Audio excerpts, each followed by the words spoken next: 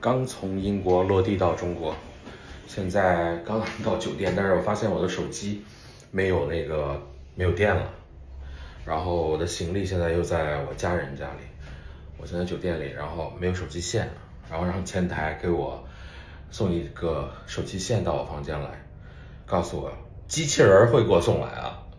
机器人刚刚给我打电话了，告诉我那个手机线已经到了，让我给他开门，看看在不在。哇哦，真的是在门口，非常感谢你，谢谢，搞定。OK， 没有让我久等，非常快速，非常快速，非常先进，非常可爱，谢谢你。